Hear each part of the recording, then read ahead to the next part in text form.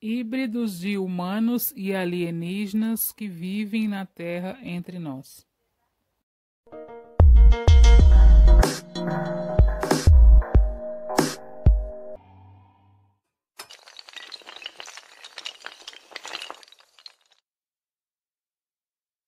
A maioria das pessoas poderiam ser considerados simples traços físicos ou de personalidade.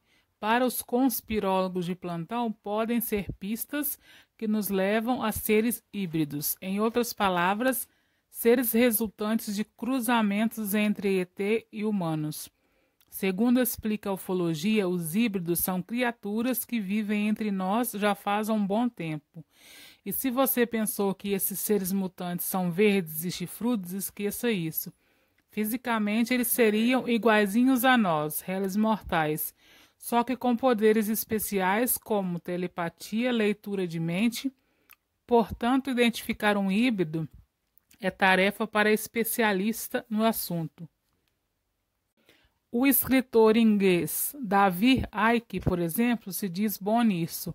Ele afirma com todas as letras que os ETs da raça reptiliana, répteis bípedes com asa nas costas e rabo de lagarto, estão entre nós há mais de 10.000 anos, tendo filhos com terráqueas. Seus filhos, netos, bisnetos e por aí vai seriam aqueles que controlam o destino do planeta, em bancos, indústrias, mídias e governo. Que, por exemplo, os reptilianos são capazes de mudar de forma. Exemplo, a Rainha Elizabeth da Inglaterra, o presidente americano George W. Bush. Alguns seguidores da teoria de Icke garantem que a morte da princesa Diana teria sido um ritual de sacrifício aos largatões espaciais. Mas o que os ETs ganham enchendo a Terra de filhos? A principal explicação dos ufólogos é preparar o terreno para a dominação total alienígena.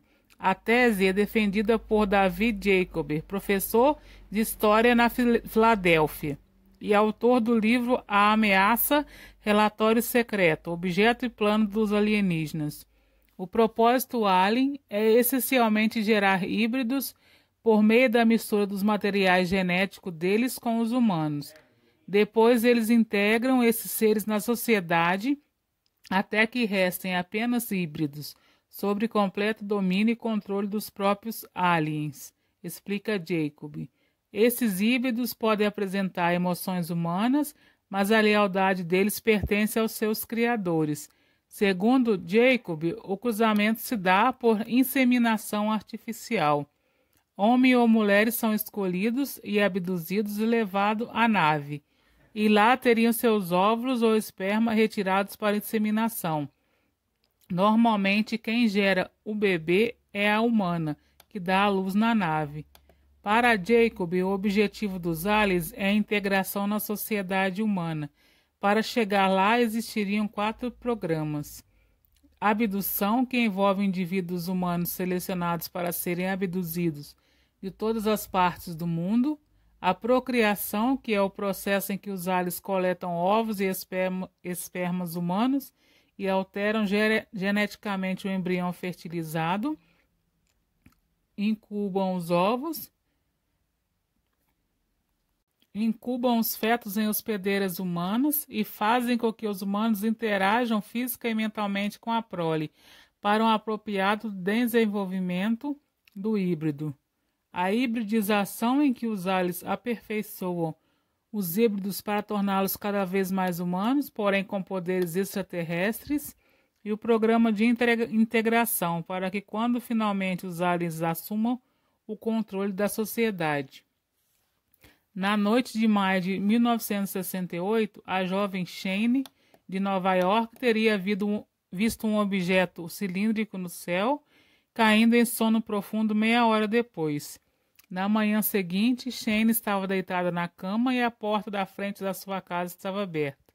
O chão tinha marca de pegadas de lamas e seus chinelos também estavam sujos. 2 dias depois, contou Shane, percebi marcas avermelhadas no abdômen e uma linha no umbigo. Em 1975, sob hipnose, ela lembrou de alguns fatos. Relatou ter ouvido uma voz e ter visto uma luz no seu quarto. Depois andou para um local lamacento próximo à casa. Lá um feixe de luz quente a teria levado para o interior de um OVNI. Dentro dele entrou numa sala parecida com um consultório médico. Um ser de olhos negros e sem nariz teria lhe dito: "Você é especial", ordenando que ela tirasse a blusa e deitasse numa mesa. Esse ser, que Shane pensa ser um médico, teria lhe dito que ela era uma boa reprodutora. O tal médico levou a moça até outra sala, onde uma agulha teria sido inserida no seu umbigo. Um humanoide consumou o ato, dizendo que ela seria a mãe do seu filho e que logo não se lembraria de mais nada. Um outro caso narrado pelo site Ufogênesis foi do brasileiro Jocelino Matos. Na noite de 13 de abril de 79, ele teria sido levado a bordo de um objeto e ficado numa sala de hospital, onde vários humanoides teriam recolhido amostras.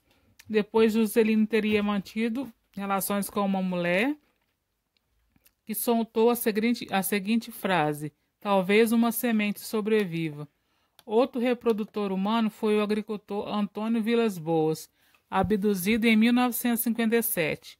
Ele contou que foi levado a uma nave onde os ETs tiraram sua roupa, passaram óleo em seu corpo e o levaram a um quarto.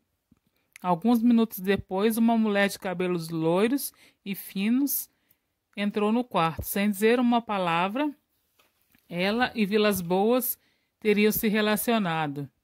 Após a segunda vez, a mulher teria coletado, colocando em um pote. A partir daí, ela apontou para sua própria barriga e depois para o céu, como se quisesse que o filho que nascesse seria de outro planeta.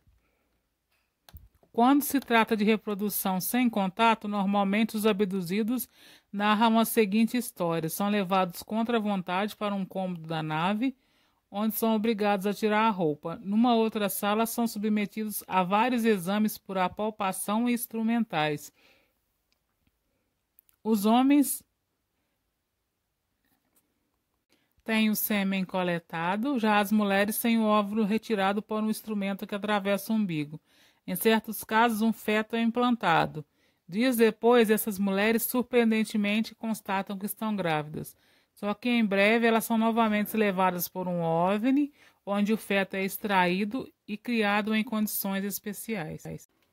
Segundo David Jacobs, os aliens vêm advertindo com veemência aos acontecimentos catastróficos que a Terra viverá no dia em que eles forem a maioria por aqui.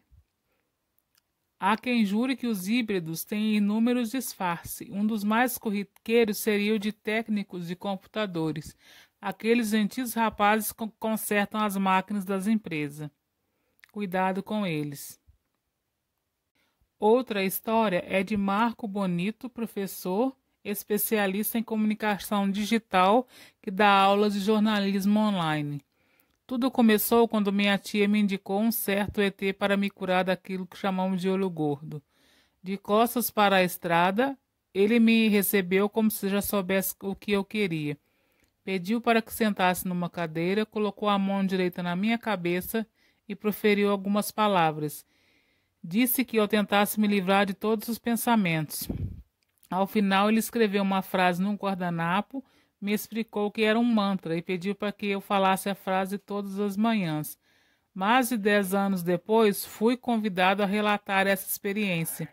Um amigo me confirmou a existência de seres não humanos entre nós. Eles se apropriam de corpos para realizar suas missões aqui.